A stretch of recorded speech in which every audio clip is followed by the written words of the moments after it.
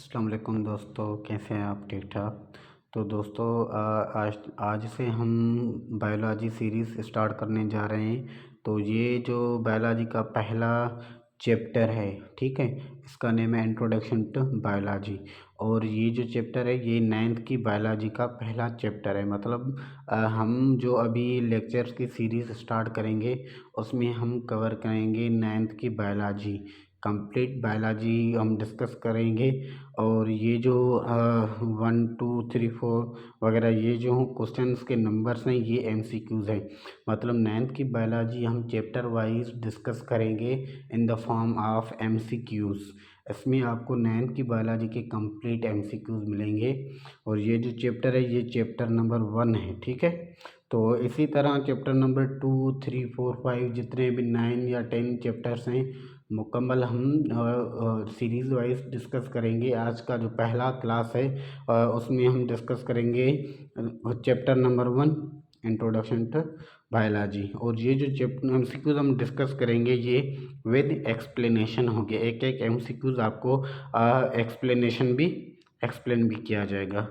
तो हमारे साथ बने रहिए और असलम एजुकेशनल फार्म को सब्सक्राइब करें और दोस्तों के साथ भी शेयर करें, ठीक है। तो स्टार्ट करते हैं हम चैप्टर नंबर 1 के साथ, जिसका नेम है इंट्रोडक्शन टू बायोलॉजी। मतलब बायोलॉजी का जो सब्जेक्ट है उसका तारीफ़। इसमें हम इस चैप्टर में हम बायोलॉजी के जो इंट्रोडक्टरी थिंग्स हैं वो हम डिस्कस करेंगे। क्वेश्चन नंबर 1 है biology is the study of living things. मतलब कोई भी अगर आपसे पूछा जाए कि व्हाट इज़ बायोलॉजी, तो बायोलॉजी क्या है? Biology is the study of living things. Biology living things की स्टडी को कहा जाता है। जिस तरह से आप अपने घर से निकलते हैं स्कूल कॉलेज या यूनिवर्सिटी तक जब पहुंचते हैं तो रास्ते में आप जितनी भी लिविंग थिंग्स देखते हैं, आप एनिमल्स को देखते हैं या फिर बर्ड्स को देखते हैं, ह्यूमन थिंग्स को देखते हैं या फिर किसी और लिविंग थिंग्स को, हर तरह के लिविंग जो फॉर्म देखते हैं उसकी स्टडी को हम बायोलॉजी कहते हैं। क्वेश्चन नंबर 2 है living things differ from one and other in shape size and composition. तो ये जो दूसरा क्वेश्चन है ये लिविंग थिंग्स के बारे में है कि लिविंग थिंग्स कैसे एक दूसरे से मुख्तलफ होती हैं। तो लिविंग थिंग्स जो एक दूसरे से मुख्तलफ होती हैं वो 3 चीज़ों में मुख्तलफ होती हैं, ठीक है। तो ये पहली शेप में हर जो लिविंग थिंग्स होती है वो डिफरेंट होती है। जैसे एनिमल्स का अपना शेप होता है, बर्ड्स का अपना शेप होता है और हम ह्यूमन बींग्स के अपने शेप्स होते हैं। दूसरी होती है साइज़। हर लिविंग थिंग्स की साइज़ एक दूसरे से अलग होती है। कुछ बिल्कुल छोटे होते हैं, कुछ मीडियम साइज़ के होते हैं, कुछ व्हेल फिश या जिराफ की तरह बड़े होते हैं। और उनकी कंपोजिशन का मतलब होता है कोई भी लिविंग चीज़ किस चीज़ से बनी होती है। तो कंपोजिशन के लिहाज से भी वो मुख्तलिफ होते हैं। मतलब इसको हम राउंड अबाउट करें तो हर living things shape size and composition में एक दूसरे से डिफ़र करती है, मुख्तलिफ होती है। तो नंबर 3 क्वेश्चन है the word biology is the combination of 2 Greek terms. तो ये जो है वर्ड बायोलॉजी, ये क्या है? वर्ड बायोलॉजी है ये 2 मुख्तलफ अल्फाज की जमा है।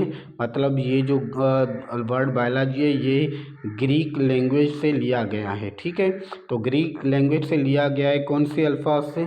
फर्स्ट अल्फाज है bios means life or live. दूसरा है ये जो लॉजी है, ठीक है, लॉजी लिया गया है लोगोस से मीन्स थॉट आर रीजनिंग। इसका मतलब क्या है? Thought about life or reasoning about life.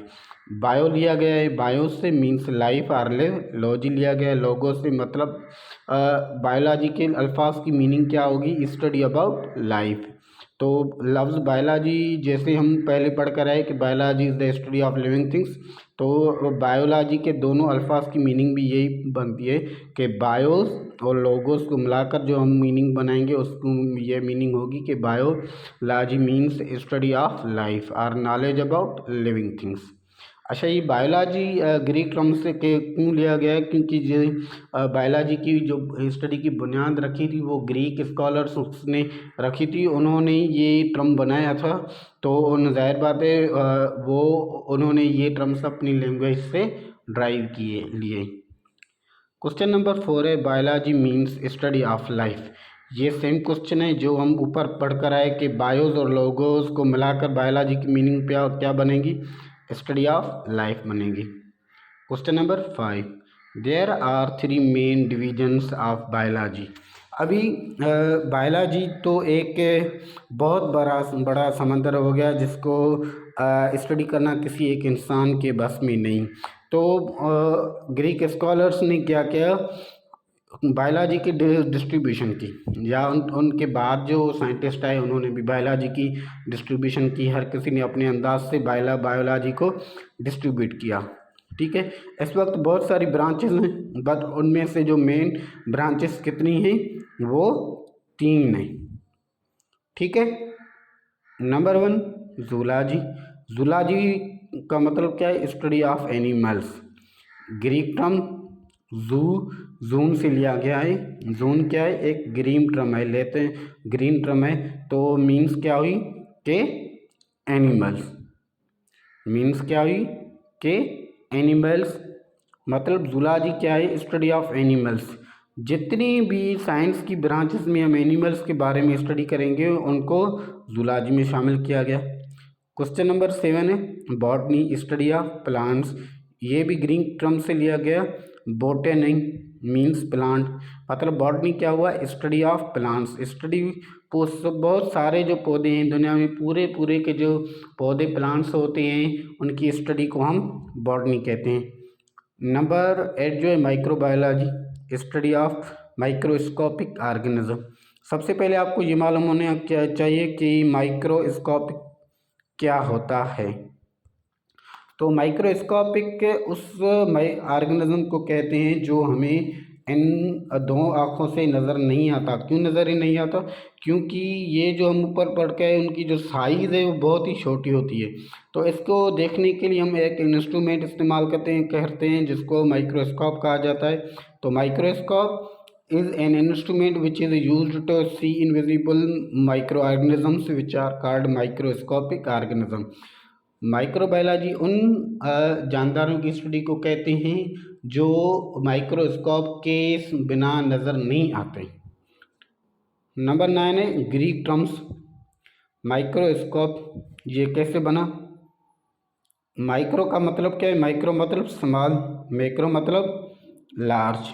ये भी आपसे कभी कभी पूछ सकते हैं कि ये जो माइक्रो है मैक्रो है कौन सी लैंग्वेज के टर्म्स है? तो ये ग्रीक टर्म्स है। माइक्रो का मतलब क्या होता है? स्मॉल, और मैक्रो का मतलब होता है लार्ज। Number 10 microscopic organism.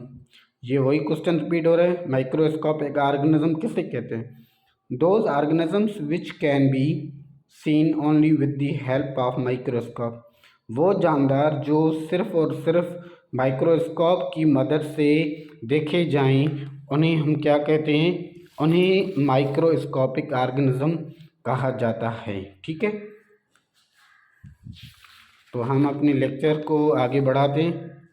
दोस्तों आपको ये बताते चलें कि ये जो आप मिनट्स में ये लेक्चर सुन रहे हैं इनको बनाने में हमें बहुत सारा टाइम लगता है। तो प्लीज़ आप हमारी मेहनत की कदर करें, हमारे चैनल्स को सब्सक्राइब करें और शेयर करें, जैसे दूसरे स्टूडेंट्स भी इनसे फ़ायदा उठा सकें। नंबर 11 है life depends on the following functions. अभी बहुत सारे जो स्टूडेंट्स की ये क्वेश्चन होता है कि लाइफ किसे कहते हैं? तो सिंपली में क्या कहते हैं कि ये जो लाइफ है इन 9 एक्शंस की जमा है। ये 9 एक्शंस जिस ऑर्गेनिज्म में पाए जाएंगे हम कहेंगे कि ये लाइव है, ये जिंदा है। लाइफ के लिए number 1 digestion, number 2 respiration, number 3 metabolism, number 4 movement, number 5 growth and number 6 development, number 7 excretion, number 8 irritability, number 9 reproduction. ये 9 फंक्शन ज़रूरी हैं लाइफ के लिए। मतलब आप ये कह सकते हैं कि combination of these 9 actions is called life. जिस ऑर्गेनिज्म में को आप कहेंगे कि ये जिंदा है, इसके पास लाइफ है, तो उसके लिए ज़रूरी है कि उस ऑर्गेनिज्म में ये सारे एक्शंस पाए जाएं। वो डाइजेस्ट भी कर सके, रेस्पायर भी कर सके, मेटाबॉलिज्म भी उसके पास होना चाहिए, मूवमेंट भी कर सके, ग्रो भी कर सके, डेवलप भी कर सके, छोटे से बड़ा भी हो सके, एक्सक्रिएट भी कर सके, इरिटेबिलिटी भी होनी चाहिए, मतलब अपने एटमॉस्फेयर इन्वायरमेंट में जो चेंजेस हो रही हो उसका रेस्पॉन्स भी कर सके, रिप्रोड्यूस भी कर सके। ठीक है। Question number 12, biology deals with the structure, function and composition of living organism. अभी बायोलॉजी तो लिविंग थिंग्स के का मुताला तो हो गया, लिविंग थिंग्स के बारे में स्टडी हो गई, पर बायोलॉजी में हम पढ़ेंगे क्या? तो फ्रेंड्स, बायोलॉजी में हम ये पढ़ेंगे कि बायोलॉजी में किसी भी ऑर्गेनिज्म का स्ट्रक्चर पढ़ा जाएगा, आउटर स्ट्रक्चर और इनर स्ट्रक्चर, उसके फंक्शंस भी पढ़े जाएंगे कि उसके स्ट्रक्चर्स में कौन कौन से फंक्शंस हैं। मतलब हमारे ह्यूमन बीइंग में स्ट्रक्चर है हार्ट, तो हार्ट का क्या फंक्शन है, लंग्स का क्या फंक्शन है, और उसके बाद कंपोजिशन ऑफ लिविंग ऑर्गेनिज्म, तो लिविंग ऑर्गेनिज्म किन चीज़ों से मिलकर बना है, जैसे कौन से एलिमेंट वगैरह शामिल हैं। क्वेश्चन नंबर 13 जो है लोगोस। लोगोस का मतलब क्या है? Also means to discourse. Logos का मतलब तलाश करना, क्या? लिविंग थिंग्स के बारे में इंफॉर्मेशन को तलाश करना। तो आगे चलते हैं हम, ये जो नेक्स्ट टॉपिक हमारा है वो है ब्रांचेस ऑफ बायोलॉजी। ठीक है। तो ब्रांचेस ऑफ बायोलॉजी में क्वेश्चन नंबर 14 है मार्फोलॉजी। ठीक है दोस्तों, मार्फोलॉजी है। मार्फोलॉजी एक ग्रीक टर्म से लिया गया है। मॉर्फ मीन्स फॉर्म और structure. This branch with deals with the study of external form and structure of an organism।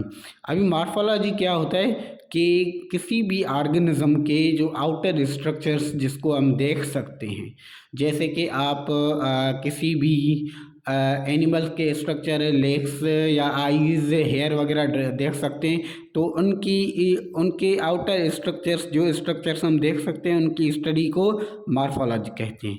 ठीक है। दूसरा है एनाटॉमी। एनाटॉमी भी ग्रीक टर्म से लिया गया है। एना का मतलब होता है मीन से पार्शली, पार्ट आर अप, और टॉम का मतलब होता है कटिंग, मतलब cutting body parts. This branch deals with the study of internal organs of an organism by cutting its body open.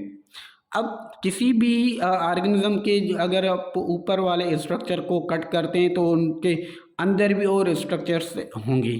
तो एनाटॉमी क्या होता है कि किसी भी ऑर्गेनिज्म के इंटरनल जो स्ट्रक्चर्स होते हैं, जैसे लिवर हो गया, हार्ट हो गया, लंग्स वगैरह हो गए, तो उनकी स्टडी को हम कहते हैं एनाटॉमी। मॉर्फोलॉजी का मतलब होता है आउटर स्ट्रक्चर से जो हम देख सकें, और एनाटॉमी में जो स्ट्रक्चर्स आते हैं वो हम देख नहीं सकते। अगर हम देखने के लिए क्या होता है कि हमें ऊपर वाले स्ट्रक्चर को कट करना होता है, तभी हम एनाटॉमी में इंटरनल स्ट्रक्चर को देख सकेंगे। मॉर्फोलॉजी जो स्ट्रक्चर्स नज़र आते हैं उनकी स्टडी को कहते हैं। एनाटॉमी जो स्ट्रक्चर्स नज़र नहीं आते उनकी स्टडी को कहते हैं। 16 क्वेश्चन है हिस्टोलॉजी। हिस्टोलॉजी का मतलब क्या है? ग्रीक टर्म है हिस्टोस का मतलब tissue. This branch of science deals with the plant and animal tissues.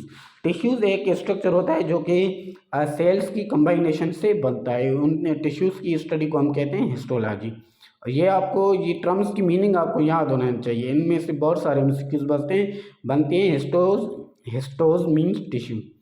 17 number है cell is taken from a Latin word cellule which means empty place or compartment. अब cell word कहाँ से आया, कैसे आया, उसकी मीनिंग क्या है? तो सेल एक लैटिन वर्ड से लिया गया है। कौन से वर्ड से? सेलुले। ये सेल वर्ड जो दराफत किया था वो रॉबर्ट हुक ने दराफत किया था। कौन से वर्ड से उसने सेल लिया? सेल मतलब लिया उसने सेलुले से। सेलुले कौन सा टर्म है? ओरिजिनली लैटिन टर्म है। तो इस सेलुले का मतलब क्या बनता है? एम्प्टी प्लेस और कंपार्टमेंट, खाली जगह या खाली कमरा। क्वेश्चन नंबर 18 है सेल बायोलॉजी। सेल बायोलॉजी क्या है? This branch also called cytology. Cytology किसको कहते हैं? सेल बायोलॉजी का दूसरा नाम है cytology. Cytology deals with the study of cell and its organelle. Cell क्या है? साइटोलॉजी या फिर सेल बायोलॉजी किसकी स्टडी को कहते हैं? इस सेल की स्टडी को साइटोलॉजी या फिर सेल बायोलॉजी कहते हैं। सेल और सेल में अंदर जो कुछ भी होता है उसका मुताला स्टडी साइटोलॉजी या फिर सेल बायोलॉजी में की जाती है। क्वेश्चन नंबर 98 है फिजियोलॉजी। ग्रीक टर्म है physics means nature. Physics means nature. The branch deals with the study of living organisms. Physiology में क्या होता है कि लिविंग ऑर्गेनिज्म की स्टडी को फिजियोलॉजी कहा जाता है। स्पेशली फिजियोलॉजी वो ब्रांच होती है जिसमें किसी भी ऑर्गेनिज्म के जो ऑर्गेनिज्म होते हैं, जानदार के जो उज़्वे अज़ाए होते हैं, उनकी स्टडी को फिजियोलॉजी कहते हैं। जैसे कि नोज़ एक स्ट्रक्चर है, उसका फंक्शन क्या है। हार्ट एक स्ट्रक्चर है, उसका फंक्शन क्या है। लंग्स एक स्ट्रक्चर है, उसका फंक्शन क्या है। आईज आर स्ट्रक्चर, उनके फंक्शंस क्या हैं। तो वो डिफरेंट ऑर्गेनिज्म की स्टडी किस ब्रांच में होती है उसको हम कहते हैं फिजियोलॉजी। ठीक है, तो question number 28 taxonomy. Greek term है टैक्सिस। Taxis means arrangement. दूसरा वर्ड है नोमोज मीन्स नेम। टेक्सोनॉमी की ये अल्फाज हैं। Taxis means arrangement, nomos means naming. Taxonomy का मतलब क्या हुआ? अरेंजमेंट ऑफ नेमिंग, किसी चीज़ को नाम देना। किसको नाम देना? The branch of science deals with the study of rules, principles, grouping and naming of living organism. किसी भी ऑर्गेनिज्म को जो हम एक साइंटिफिक नेम प्रोवाइड करते हैं, वो नेम जिन उसूलों से प्रोवाइड किया जाता है, उन कायदों, उसूलों और ग्रुपिंग की स्टडी किस में होती है? टेक्सोनॉमी में। मतलब टेक्सोनॉमी एक ऐसी ब्रांच है जिसमें हम मुख्तलिफ जानदारों को साइंटिफिक नेम प्रोवाइड करते हैं। 21 क्वेश्चन है जेनेटिक्स। ग्रीक टर्म जेनेसिस, जिसका मतलब है डिसेंट और ओरिजिन, एक स्टार्टिंग, एक पेरेंट की starting. The branch of science deals with the study of heredity. अब जेनेटिक्स क्या है? हेरिडिटी, जो कि विरासत होती है, उसकी स्टडी को हम जेनेटिक्स कहते हैं। अब हेरिडिटी क्या होती है? हेरिडिटी ये होती है कि एक जो बेबी है उसको हेरिडिटी के तौर पर क्या मिलता है अपने पेरेंट्स से? आई कलर मिलता है, उसकी ग्रोथ कितनी होगी ये मिलती है, या फिर हेयर डेंस होंगे, या फिर शाइनी वगैरह होंगे, ये उनको हेरिडिटी में ये चीज़ें मिलती हैं। तो हेरिडिटी के जो प्रोसेस पेरेंट्स से बेबीज़ में ट्रांसफ़र होता है, उसकी स्टडी को कहते हैं जेनेटिक्स। अभी ये पे यहाँ पर आपके लिए हेरिडिटी की डेफिनेशन भी लिखी हुई है। Heredity it is transfer of characteristics from parents two of spring. मतलब पेरेंट्स टू ऑफ स्प्रिंग, वालिदैन से उनके बच्चों तक जो कैरेक्टर ट्रांसफ़र होते हैं, उनकी स्टडी को हेरिडिटी कहा जाता है। आप दोबारा सुनिए, वालिदैन से पेरेंट से वालिदैन तक जो पेरेंट अपने कैरेक्टर्स ट्रांसफ़र करते हैं औलाद तक, उनकी स्टडी को जेनेटिक्स कहते हैं, हेरिडिटी कहते हैं। 23 क्वेश्चन है डेवलपमेंटल बायोलॉजी। डेवलपमेंटल बायोलॉजी क्या है? Greek term embryon means embryo. The branch of science deals with the study of formation and development of an embryo. Embryo क्या होता है कि जैसे मेल और फीमेल जब मिलते हैं आपस में, तो उनके एग्स हैं, गेमेट्स, और फीमेल से एग्स, जो गेमेट्स और एग्स की कॉम्बाइनेशन से बनता है एम्ब्रियो। तो एक एम्ब्रियो से मुकम्मल बेबी तक जो चेंजिंग्स होती हैं, उनकी स्टडी को कहा जाता है डेवलपमेंटल बायोलॉजी।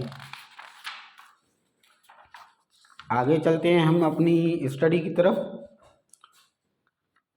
एनवायरमेंटल बायोलॉजी, तो ये बहुत ही अच्छी एक ब्रांच है The branch of science deals with the relationship of living organism with an other and non-living factors of environment and their effects on one another. ये लिविंग एनवायरमेंटल बायोलॉजी क्या होती है? एनवायरमेंटल बायोलॉजी में हम relationship study करते हैं। Relationship कौन सा? एक जानदार का दूसरे जानदार से, और इन दोनों जानदारों का relationship with non living factors. जैसे कि हम जो ह्यूमन बींग्स हैं वो रिलेट करते हैं एनिमल्स को हम अपनी ट्रांसपोर्टेशन के लिए इस्तेमाल करते हैं, फूड वगैरह के लिए इस्तेमाल करते हैं, और हम दोनों का जो रिलेशन वो नॉन लिविंग के एयर और वाटर से भी है। तो हम ऑर्गेनिज्म का रिलेशनशिप एक दूसरे से और हम दोनों का रिलेशनशिप नॉन लिविंग फैक्टर से, जैसे एयर, वाटर, सॉइल वगैरह, तो इनके साथ जो रिलेशनशिप है एक दूसरे का, उसको हम स्टडी किस में करते हैं? Environmental biology. मतलब इन्वायरमेंटल बायोलॉजी में हम ये स्टडी करेंगे कि ऑर्गेनिज्म किस तरह लाइफ गुजारते हैं, उनको लाइफ गुजारने के लिए किन किन चीज़ों की प्रोवाइड होना ज़रूरी है। तो 25 क्वेश्चन है पैलियोंटोलॉजी। ग्रीक टर्म पैलियोज means ancient, ontos means being. Paleontology, the branch of science, deals with the study of remote past with the help of fossils. अब पैलेंटोलॉजी में क्या स्टडी हम करते हैं कि रिमोट पास्ट, जो पास्ट गुजर गया है ऑर्गेनिज्म का, उनकी स्टडी करते हैं कि पास्ट में कौन कौन से जानदार थे, तो अभी नहीं है, वो क्यों नहीं, पहले थे, अभी क्यों नहीं है। तो ये सारी बातें जो हम पैलेंटोलॉजी में स्टडी करते हैं, मतलब जो ऑर्गेनिज्म नहीं है अभी, उनके पास्ट को स्टडी किया जाता है। 26 क्वेश्चन है fossils. These are the remains of lost animals. अभी जो जानदार थे अभी नहीं, जैसे कि डायनासोर, अभी वो डायनासोर तो नहीं बल्कि उनके रिमेन्स हैं बाकी, तो उनके जो जानदार अभी पहले थे अभी नहीं है, तो उनके जो निशानियां अभी मिलती हैं उनकी स्टडी को फॉसिल्स कहा जाता है।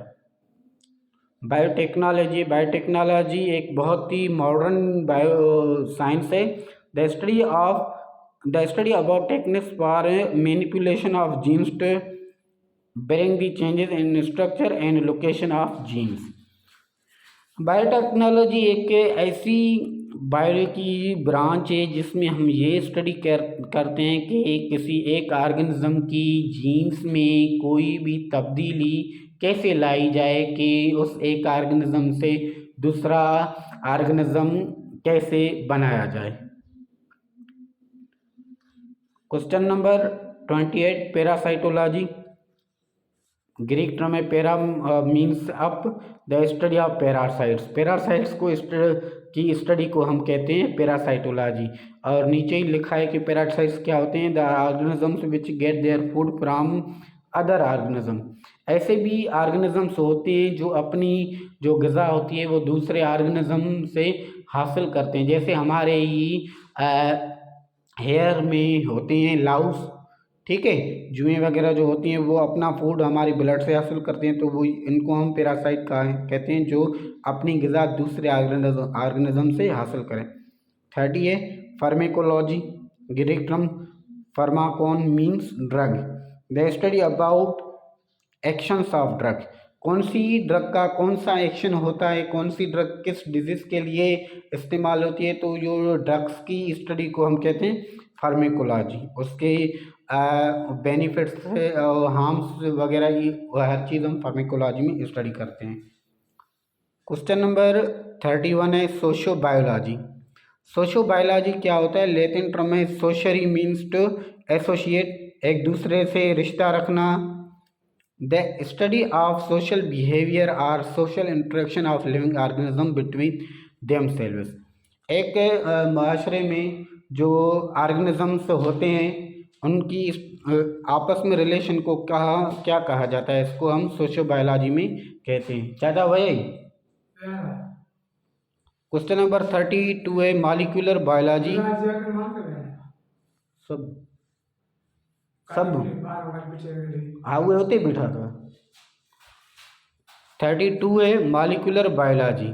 The study of organic molecules which constitute cell and its organelle. अब मॉलिक्यूलर बायोलॉजी क्या होती है? The study of organic molecules, जो हमारे बॉडी में होते हैं, जो सेल को बनाते हैं और अदर ऑर्गेनेल्स को बनाते हैं, इनकी स्टडी को मॉलिक्यूलर बायोलॉजी कहते हैं। 33 है, biology is multi dimensional subject or interdisciplinary science. अब मल्टी डायमेंशनल सब्जेक्ट किसे कहते हैं? बायोलॉजी मल्टी डायमेंशनल सब्जेक्ट है। मल्टी डायमेंशनल का सब्जेक्ट होता है जिसमें एक चीज़ से ज़्यादा चीज़ों को डिस्कस किया जाए। आर इंटरडिसिप्लिनरी साइंस का मतलब ये सेम है, इसका मतलब ये इंटरडिसिप्लिनरी साइंस, इसका जो रिलेशन है वो दूसरी साइंस से भी है। अब हम पढ़ रहे हैं कि बायोलॉजी का जो रिलेशन है दूसरी साइंस से रिलेशन है, तो वो किस तरह रिलेशन है? Relationship of biology with other science, biology का रिलेशन दूसरी साइंस ब्रांचेज ऑफ साइंस के साथ। 34 MCQ से biophysics, it is branch of physics which involve the laws of physics and its techniques to explain the process of life. अब biophysics एक ऐसी biology की एक ब्रांच है जिसमें हम लाइफ को एक्सप्लेन करते हैं, किसके ज़रिए से? लॉज ऑफ फिजिक्स की हेल्प के साथ हम लाइफ को एक्सप्लेन करते हैं, तो उसकी वजह से इसको बायोफिजिक्स कहा जाता है, क्योंकि बायो लाइफ को डिफाइन करती है। बट किस तरह डिफाइन करती है? With the laws of physics, physics के लॉज के ज़रिए से डिफाइन करती है, जिसकी वजह से हम इसको बायोफिजिक्स कहते हैं। 35 क्वेश्चन है, radio physics. In this branch, radiophysics isotopes are used to trace the translocation of different materials within an organism. अब रेडियो फिजिक्स क्या है कि रेडियो फिजिक्स में कुछ खास रेडियो एक्टिव आइसोटोप्स से इस्तेमाल होते हैं, जिसके ज़रिए से किसी भी ऑर्गेनिज्म की इनर बॉडी को सर्च किया जाता है कि इसमें क्या क्या चीज़ें मौजूद हैं, कौन सा मटेरियल मौजूद है, तो इसको हम रेडियो फिजिक्स कहते हैं।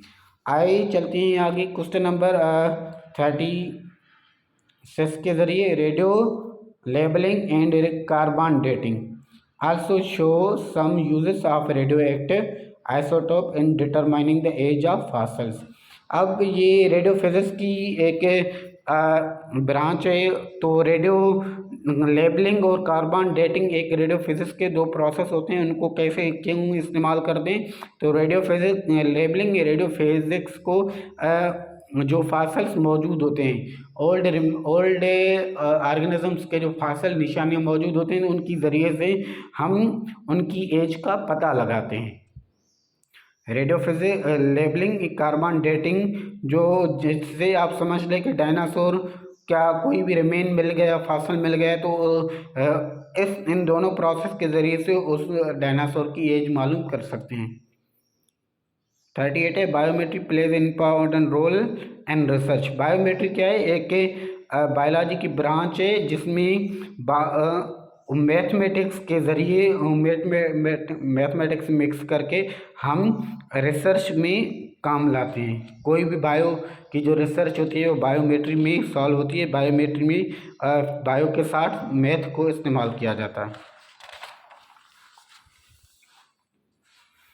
अभी ये biochemistry, it deals with the study of molecules which form a living organism.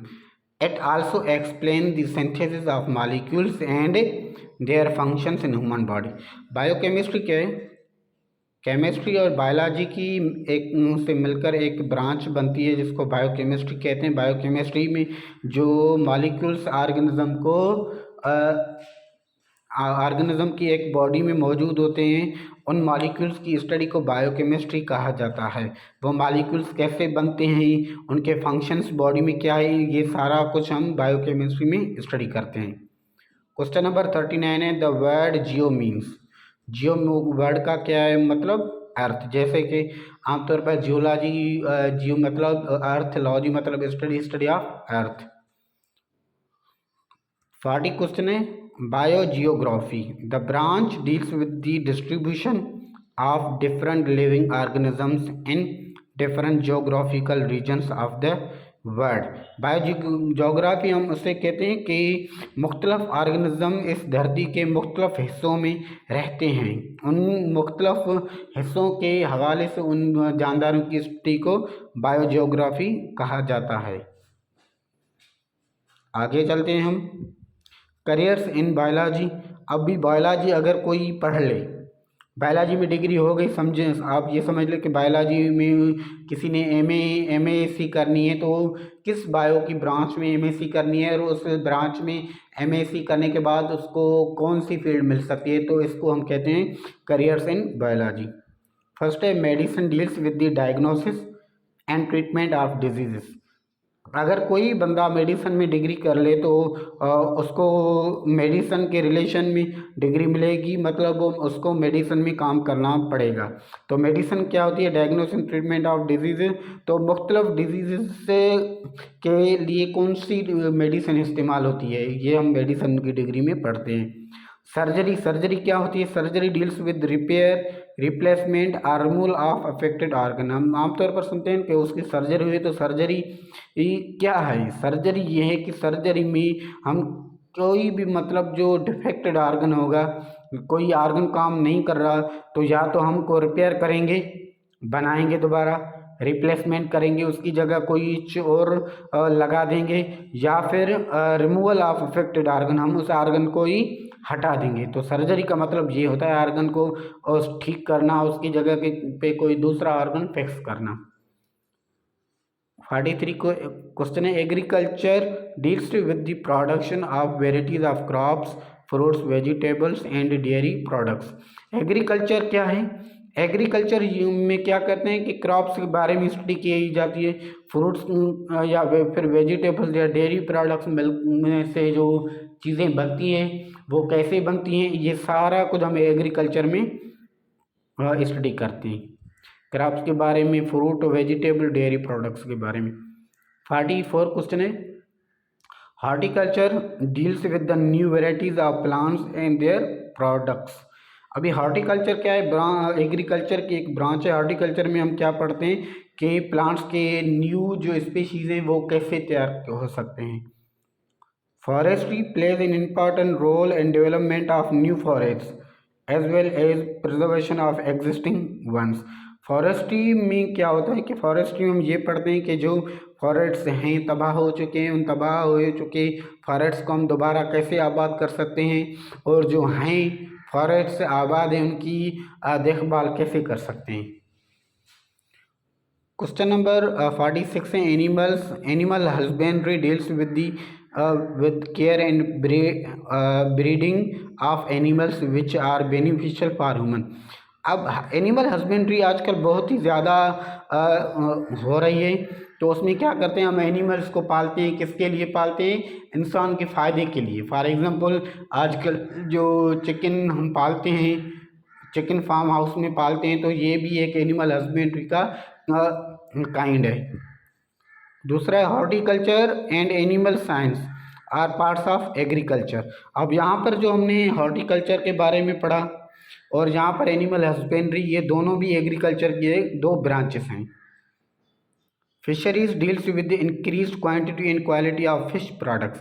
Fish को कैसे इंक्रीज किया जाए, उनकी क्वांटिटी को कैसे बेहतर बनाया जाए, तो ये हम स्टडी करते हैं फिशरीज में। Insulin is produced from with the help of biotechnology. अब ये जो इंसुलिन पैदा होता है ये एक बैक्टीरिया से पैदा होता है बायोटेक्नोलॉजी के ज़रिए से। इंसुलिन आपको पता है डायबिटीज़ के ट्रीटमेंट में इस्तेमाल होती है, ये बैक्टीरिया से इस्तेमाल बनी जाती है। Growth hormone is produce from with the help of biotechnology. अब ये ग्रोथ हार्मोन भी जो है ये एक ऑर्गेनिज्म से बनाया जाता है बायोटेक्नोलॉजी के ज़रिए से। ये एक एमसीक्यूज आपको बाद में इंशाल्लाह ताला बताया जाएगा। Interferon is produced from with the help of biotechnology. Interferon भी एक किस्म की बेनिफिशियल मेडिसिन होती है जो कि बायोटेक्नोलॉजी के ज़रिए से तैयार की जाती है। अच्छा, ये कुरान एंड बायोलॉजी। अभी हम बायोलॉजी में जी कुरान के बारे में क्या कहती है, या फिर कुरान बायो के बारे में क्या कहता है, ये भी स्टडी करते हैं। अल्लाह अलमाइटी सेज, अल्लाह पाक कहते हैं, we made everything from water. अल्लाह पाक का फरमान है कुरान पाक में कि हमने हर एक चीज़ को वाटर से पैदा किया है, और ये बिल्कुल साबित भी साइंस ने किया है कि हर चीज़ वाटर से बनी है। 53 क्वेश्चन है, protoplasm is the basis of life. ये जो प्रोटोप्लाज्म है ये लाइफ से बना है। लाइफ किससे बनी है? प्रोटोप्लाज्म से बनी हुई है। प्रोटोप्लाज्म अभी क्या होता है, प्रोटोप्लाज्म में वाटर 70% होता है, तो इसमें जो सेल के ऑर्गेनेल्स वगैरह मॉलिक्यूल होते हैं ये सारे के सारे प्रोटोप्लाज्म में मौजूद होते हैं। 54 क्वेश्चन है, water power of protoplasm depends on the constant presence of water. ये जो प्रोटोप्लाज्म के फंक्शंस होते हैं ये वाटर पे डिपेंड करते हैं, अगर वाटर नहीं तो प्रोटोप्लाज्म नहीं।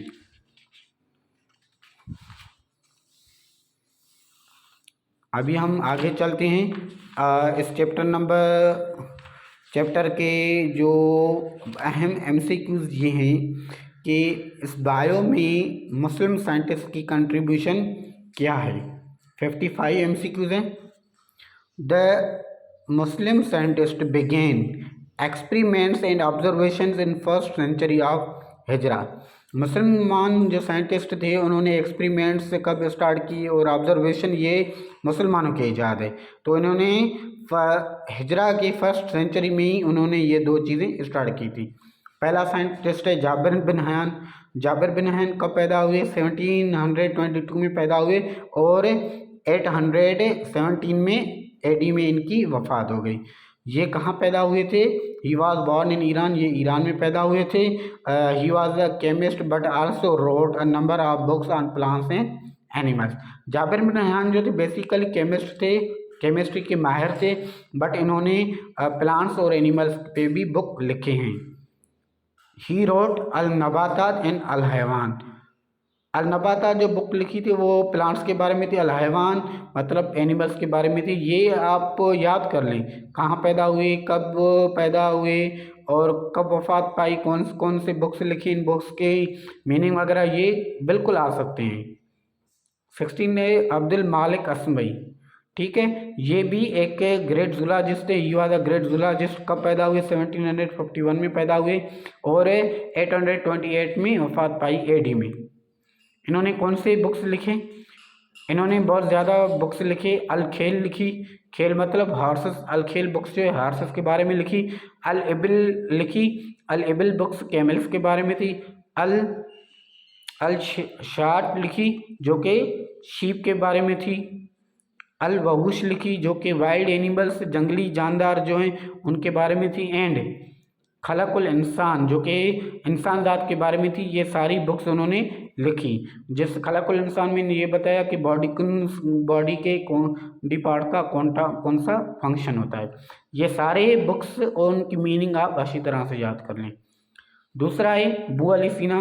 कब पैदा हुए? 980 में पैदा हुए और 1037 AD में वफात पाई। He is considered as the founder of medicine. इनको मेडिसन का फादर कहा जाता है क्योंकि इन्होंने बहुत सारी मेडिसन ईजाद की। और वेस्ट में इसको क्या कहते हैं? वेस्ट में इसे कहते हैं अविसिना, AVICENA। ये identified tuberculosis and meningitis. Tuberculosis TB और मेनिंगिटिस जो कि बहुत ही खतरनाक बीमारियां थी उनका पता भी अवेसिना ने लगाया था।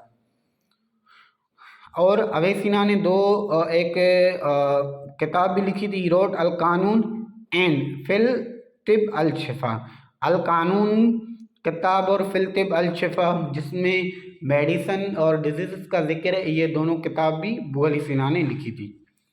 अभी लेवल ऑफ ऑर्गेनाइजेशन, तो लेवल ऑफ ऑर्गेनाइजेशन जो है वो क्या है, किसे कहते हैं, लेवल क्या है, ऑर्गेनाइजेशन क्या है, इसको हम डिस्कस करते हैं। Levels of organization in the living world are based on chemical foundation. जो ऑर्गेनाइजेशन लेवल है ये किस पे फाउंडेड है, ये केमिकल के बुनियाद पे फाउंड है। All living organism are made up of cells. सारे जो ऑर्गेनिज्म है वो सेल के बने हुए हैं। अब सेल किस चीज़ का बना है? The protoplasm of the cell is the physical as well as chemical basis of life. अब ये जो सेल है ये प्रोटोप्लाज्म पे मुश्तमिल है। अब ये प्रोटोप्लाज्म फिजिकली या फिर and chemical basis of life है। प्रोटोप्लाज्म फिजिकल भी है और केमिकल भी है। ये केमिकल है इसलिए कहते हैं कि ऑर्गेनाइजेशन लेवल इस केमिकल पे डिपेंड करती है। तो हम आइए आप देखिए लेवल ऑफ ऑर्गेनाइजेशन की ये स्टेज होती है। पहले एटम होता है, एटम से मिलकर मॉलिक्यूल बनते हैं, मॉलिक्यूल से मैक्रो मॉलिक्यूल बनते हैं, मैक्रो मॉलिक्यूल मिलकर सेल बनाते हैं, सेल मिलकर टिश्यूज़ बनाते हैं, टिश्यूज़ मिलकर ऑर्गन बनाते हैं, ऑर्गन मिलकर ऑर्गन सिस्टम बनाते हैं। उसके बाद ऑर्गेनिज्म बनता है, पॉपुलेशन बनती है, कम्युनिटी बनती है, इकोसिस्टम बनता है, बायोस्फीयर बनता है। अभी आप जब हम ऊपर वाली स्टेज पर चले जाते हैं बायोस्फीयर पे, अब अगर आप इससे थोड़ा पीछे हैं तो ये इसकी जो लेव सेल की बेसिक है वो एटम है। अब एटम क्या है? ये केमिकल बेसिस है। तो इसलिए हम कहते हैं कि लाइफ की जो बेसिक है वो बेसिस है वो केमिकल पे डिपेंड करती है। 72 क्वेश्चन है एटम। एटम ग्रीक टर्म है, ए साइंस में कहते हैं नॉट को, और टॉम मतलब कट, मतलब ऐसी चीज़ जिसको हम कट करके कट नहीं कर सकते उसको एटम कहते हैं। All the matter is composed of matter, composed of matter which is made up of atoms. हर चीज़ जो बनी है वो मैटर, उससे हम मैटर कहते हैं। मैटर किससे बना है? एटम से बना है। और an atom is made up of the 3 सब एटॉमिक पार्टिकल। ये एटम जो है वो इन इलेक्ट्रॉन, प्रोटॉन और न्यूट्रॉन से बना है। हर चीज़ एटम से बनी है। एटम किन से बना है? इलेक्ट्रॉन, प्रोटॉन और न्यूट्रॉन। ये तीनों जो है वो केमिकल बेसिस हैं। समझ में आई बात? हर चीज़ एटम से बनी है और एटम इन 3 चीज़ों से मिलकर बनता है, इलेक्ट्रॉन, प्रोटॉन और neutron. There are more than 100 kinds of elements in nature. Nature में 100 से ज़्यादा एलिमेंट्स पाए जाते हैं।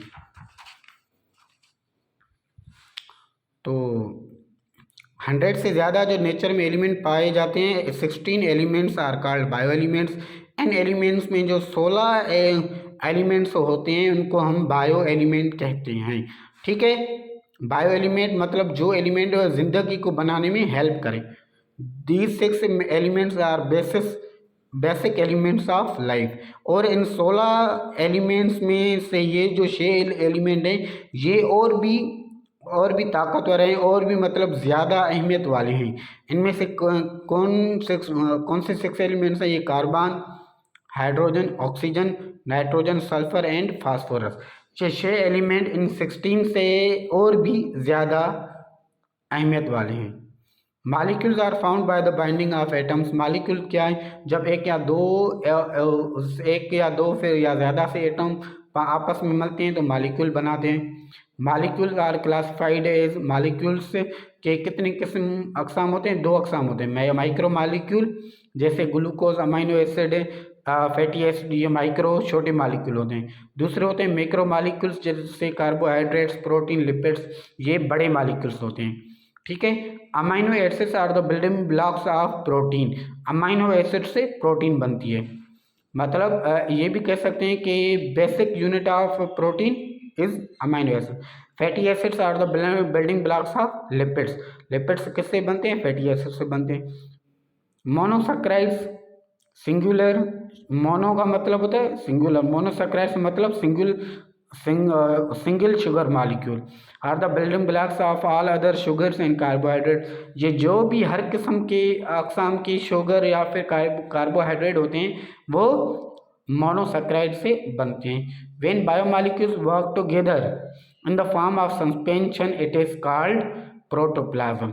अब ये ऊपर वाली चीज़ दोबारा रिपीट हो रही है कि प्रोटोप्लाज्म किसे कहते हैं? प्रोटोप्लाज्म एक किस्म की वाटर वाली सस्पेंशन होती है।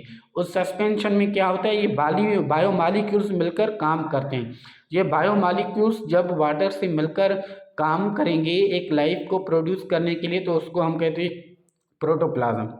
Protoplasm is the combination of organic and specific inorganic substance.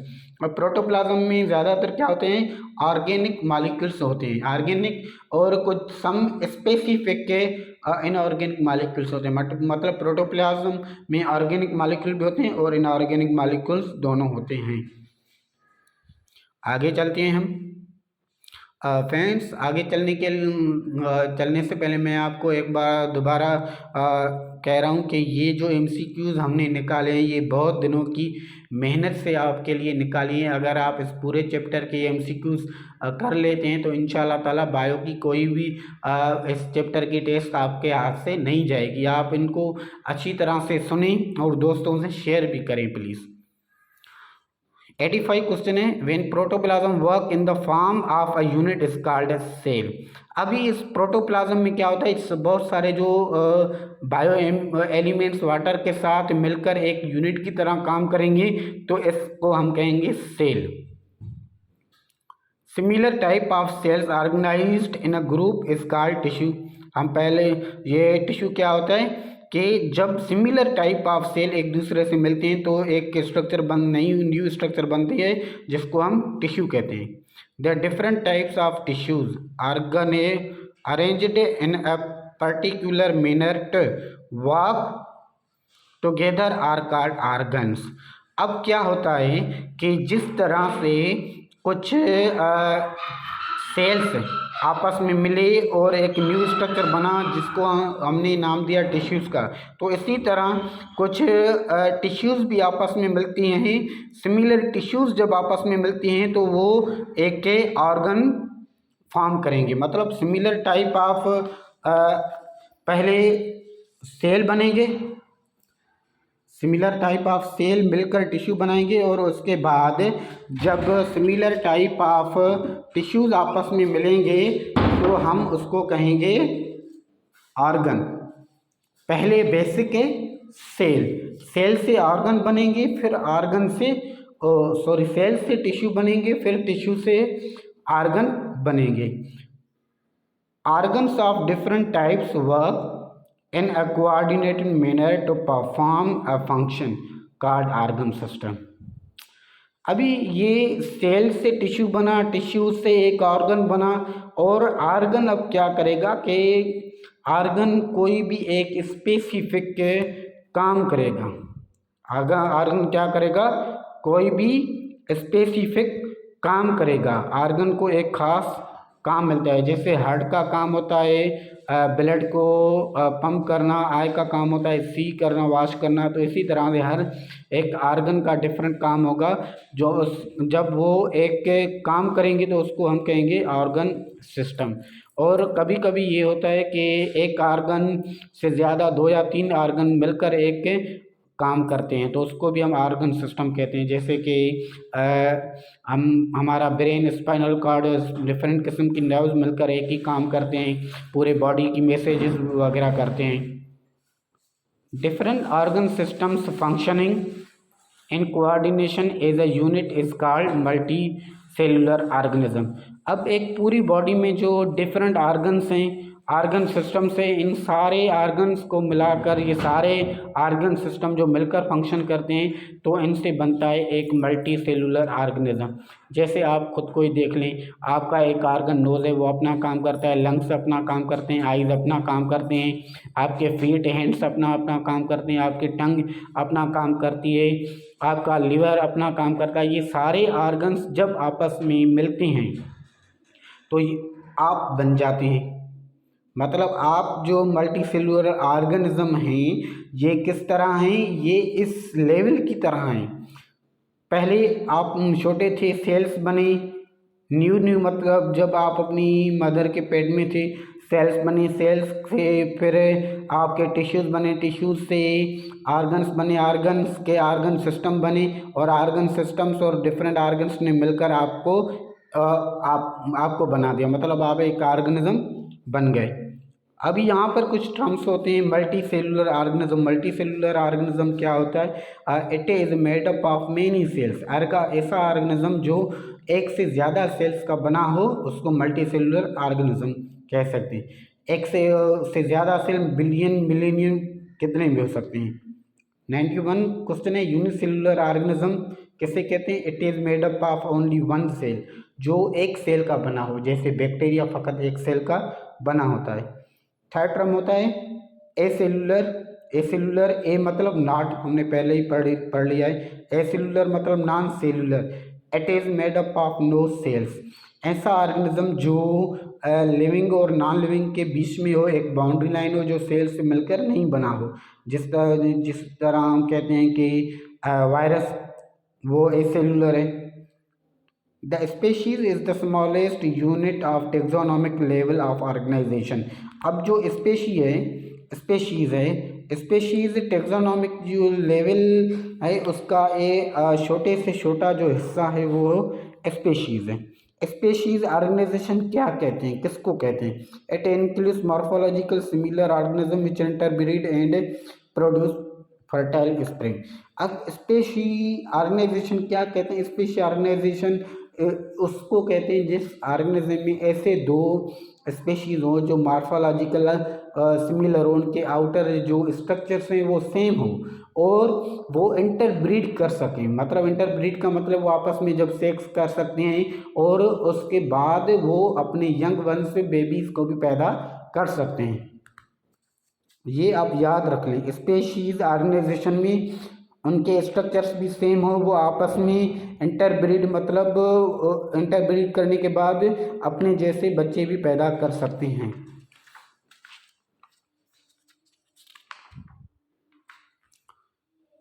चलते हैं आगे इस चैप्टर की तरफ। All the members of species living in specific habitat are called population. एक ऐसा ज़मीन का एरिया जहाँ पर एक ही स्पेशीज़ के सारे ऑर्गेनिज़म्स रह रहे हो तो उसको हम पॉपुलेशन कहेंगे। फॉर एग्जांपल एक कोई मतलब जंगल का एक एरिया होता है जहाँ सारे शेर मिलकर रह रहे हों तो हम कहेंगे ये शेरों की पॉपुलेशन है। अगर किसी एक जंगल का एक एरिया है जहाँ पर सारे बियर्स रीछ रह रहे हों तो हम कहेंगे कि ये रीछ की पॉपुलेशन है। The members of different species living in specific habitat is called a community. अब डिफरेंट जो कम्युनिटी जो पॉपुलेशंस हैं वो अगर किसी एरिया के एक हिस्से में रह रहे हैं तो हम उनको कहेंगे कम्युनिटी। जैसे एक जंगल है, उसके एक साइड में शेर रह रहे हैं, दूसरी साइड में हाथी वगैरह रह रहे हैं, जिराफ रह रहे हैं, दूसरी साइड में रह रहे हैं रीछ। तो ये सारे मिलकर उस जंगल की एक कम्युनिटी बनाते हैं। Communities always depend upon their non-living environment in a reciprocal interaction for their survival. This is called ecosystem or ecological system. अब इसका क्या मतलब है? जो भी कम्युनिटीज़ हैं, जंगल की कम्युनिटीज़, वो एलिफेंट्स हैं, लायंस हैं, बियर्स हैं, डियर्स वगैरह, डियर XYZ जो भी वहाँ पे ऑर्गेनिज्म हैं वो सारे डिपेंड करेंगे अपने नॉन लिविंग फैक्टर्स पे अपनी लाइफ को पास करने के लिए। जैसे कि प्लांट्स खाएंगे या वहाँ पर उनकी जगह में रहेंगे, जंगल में रहेंगे और वहाँ पर वाटर इस्तेमाल करेंगे तो वो अपने सर्वाइवल के लिए सॉइल, मिट्टी, वाटर, पानी या फिर एयर या फिर रोशनी इन नॉन लिविंग चीज़ों की हेल्प ज़रूर लेंगे। इसको हम कहते हैं इकोसिस्टम और इकोलॉजिकल सिस्टम। मतलब लिविंग थिंग्स अपनी ज़िंदा रहने के लिए हेल्प लेंगे नॉन लिविंग थिंग्स से। 98 क्वेश्चन है, ऑक्सीजन का फार्मूला सिंबल O2 होता है। For respiration is obtained from environment in turn given out carbon dioxide. अब हम जो फूड खाते हैं उसको रेस्पायर करने के लिए क्या ज़रूरी होता है? ऑक्सीजन ज़रूरी होती है। तो हम ऑक्सीजन अपने इन्वायरमेंट से हासिल करते हैं और रेस्पायरेशन में जो कार्बन डाइऑक्साइड पैदा होती है वो हम नोज़ के ज़रिए से फिर इन्वायरमेंट में छोड़ देते हैं। The part of the earth where life exist is called biosphere. Biosphere मतलब ज़मीन का वो एरिया जहाँ पर लाइफ है। ये टर्म से scientific, uni means one, multi means many, एक से ज़्यादा, कितने भी। Paramecium is a unicellular, euglena is unicellular. Paramecium और यूग्लिना ये दो ऑर्गेनिजम्स हैं जो कि यूनिसेलुलर ऑर्गेनिज्म हैं, ठीक है। इनके लिए पूछा सकता है कि पेरामीशियम और यूग्लिना यूनिसेलुलर है या मल्टीसेलुलर। दूसरी होती है इन colonial type of cellular organisation each unicellular organism lives its own life. They are not dependent on each other and never form any multicellular structure. अब एक कॉलोनियल टाइप होती है जहाँ पे बहुत सारे 40,000 50,000 से ज़्यादा जो यूनिसेलुलर ऑर्गेनिज्म होते हैं मिलकर रहते हैं। तो हमें पता होना चाहिए ये जो कॉलोनी टाइप होती है इसमें जितने भी ऑर्गेनिजम्स मिलकर रह रहे हों बट वो किसी एक पे डिपेंड नहीं करते, हर कोई अलग से अपनी लाइफ गुजारता है। हमारे पास एक है अभी ये मल्टी सेलुलर ऑर्गेनिज्म दो हैं, हम उनके बारे में एमसीक्यूज करते हैं और ये बहुत ही इम्पॉर्टेंट हैं। मस्टर्ड प्लांट एक है, scientific name of mustard plant is Brassica campestris, locally it is called sarson. Mustard plant English में और सिंधी में या फिर उर्दू में हम उसे कहते हैं सरसों का प्लांट, सिंधी में सरयाजुगण। तो इसका साइंटिफिक नेम क्या है? Brassica campestris. The crop is cultivated in winter. ये जो प्लांट होता है ये कब कल्टिवेट होता है? तो ये विंटर क्रॉप है, ठीक है। विंटर में ये क्रॉप होता है, हम इसको कल्टिवेट करते हैं। The leaves of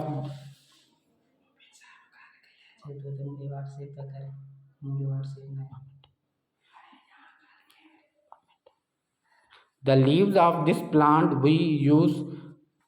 are used as vegetable while the seeds are used for oil extraction। अब इस प्लांट्स के जो लीव्स होते हैं हम उसको खाने के तौर पर इस्तेमाल करते हैं और इसकी सीड से हम ऑयल, तेल हासिल करते हैं जो कि हम हेयर में भी अप्लाई करते हैं और खाने में भी यूज़ करते हैं। The length of the plant is 1 to 1.5 metre. इस प्लांट की जो लेंथ होती है वो 1 मीटर होती है, ज़्यादा से ज़्यादा 1.5 मीटर होती है। This plant has 2 parts. इस प्लांट्स के मस्टर्ड प्लांट के 2 हिस्से होते हैं। एक वेजिटेबल पार्ट होता है जो कि हम खा भी सकते हैं, इट कंसिस्ट ऑफ। इस वेजिटेबल पार्ट में कौन सी चीज़ें आती हैं? रूट, स्टीम और लीव्स आती हैं, ठीक है। और रिप्रोडक्टिव पार्ट होता है जिसमें फ्लावर्स शामिल होते हैं। फ्लावर्स से क्या बनते हैं? सीड्स बनते हैं। The flower of this plants are yellowish in colour. और इस प्लांट के जो फ्लावर होते हैं वो कलर में येलो, थोड़े येलो किस्म के होते हैं। अब दूसरा जो मल्टी सेलुलर ऑर्गेनिज्म है वो है frog. Rana tigrina is the scientific name of spotted frog. Rana tigrina frog का साइंटिफिक नेम है। स्पॉटेड मतलब उसके स्किन के ऊपर छोटे छोटे डॉट्स होते हैं। It lives in water as well as on the land. और ये जो फ्रॉग होता है वो पानी में भी रह सकता है और ज़मीन पर भी रह सकता है। Its body is divided into head and trunk. इसकी बॉडी हेड और ट्रंक पे मुश्तमिल होती है। देयर इज़ नो नेक। उसका जो हेड होता है वो डायरेक्ट स्टमक से कनेक्ट होता है, उसके पास नेक नहीं होती। तो इसीलिए जब ये मूव करता है ये अपनी बॉडी को पूरा मूव करता है किसी भी तरफ देखने के लिए। 114 क्वेश्चन है। It lives near ditches and stagnant water streams and slow moving rivers. ये हमेशा जो पानी वाले एरिया में रहता है या फिर पानी के करीब रहता है।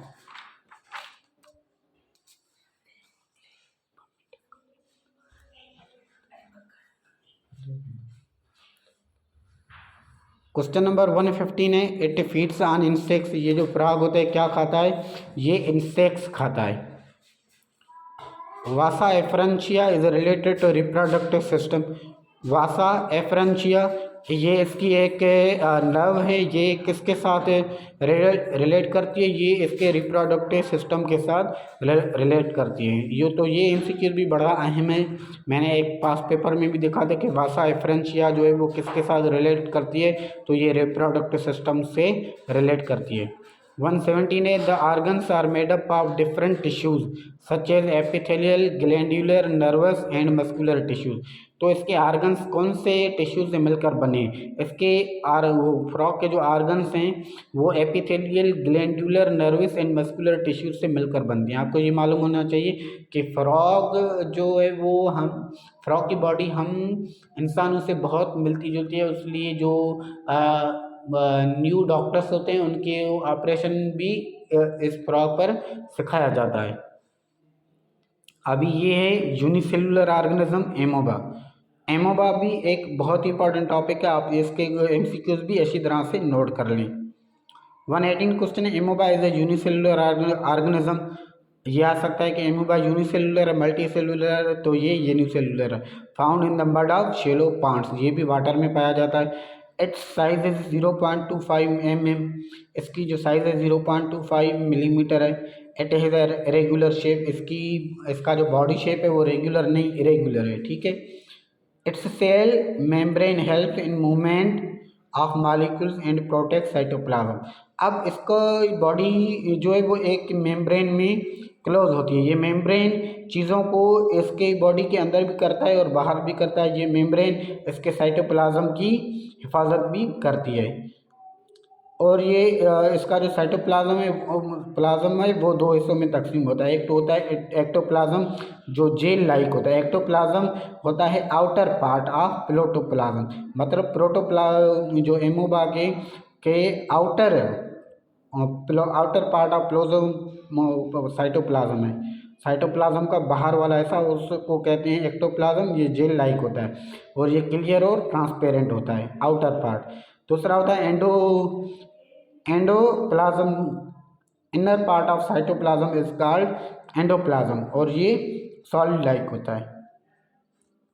दूसरा है cytoplasm contains nucleus, food vacuoles, mitochondria etc.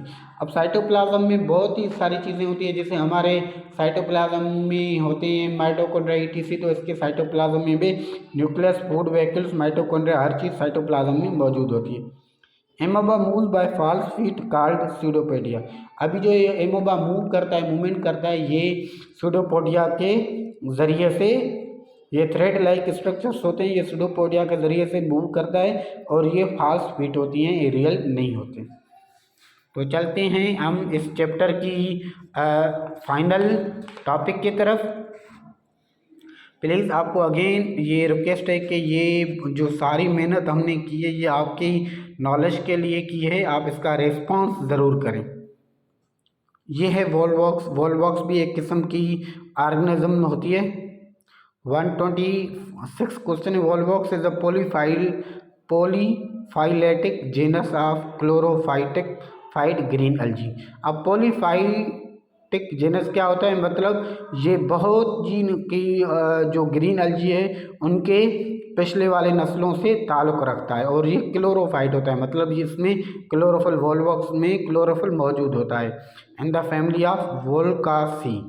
अब वॉलवॉक्स की फैमिली कौन सी है? वोल्कासी उसकी फैमिली है।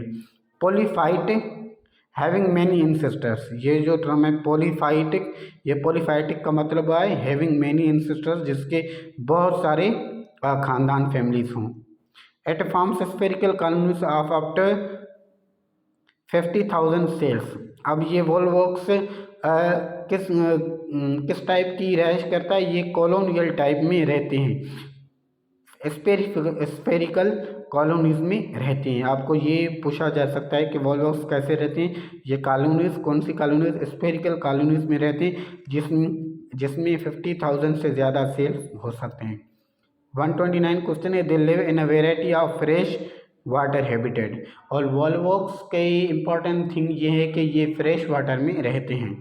Volvox were first discovered by Antonie Leeuwen van Hoek in 17।